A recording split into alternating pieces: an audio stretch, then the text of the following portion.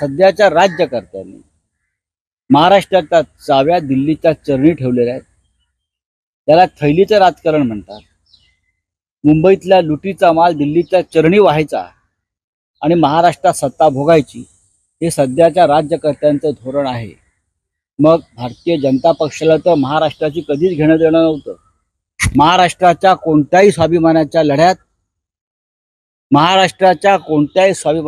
भारतीय जनता पक्षाने पुढाकार घेतला असेल तर ते त्यांनी दाखवावं। न स्वातंत्र्याच्या लढ्यात देशाच्या, न महाराष्ट्राच्या लढ्यात हे लोक कधीच कुठे नव्हते। त्याच्यामुळे त्यांना महाराष्ट्राविषयी स्वाभिमान प्रेम असण्याचं कारण नाही। संयुक्त महाराष्ट्राच्या लढ्यात संजय राऊत काय करत होते, किंबहुना त्यांचा आताचा पक्ष उभाटा गटही नव्हता आणि त्या संयुक्त महाराष्ट्राच्या समितीमध्ये त्या काळामध्ये जनसंघ होता, त्यांच्या शिवसेनेचा जन्मही झाला नव्हता। त्यामुळे संजय राऊत यांना संपादकपदी बसल्यानंतर सुद्धा कच्च्या अभ्यासाचे कच्चे लिंबू म्हणजे संजय राऊत आहे असं मी म्हणेन।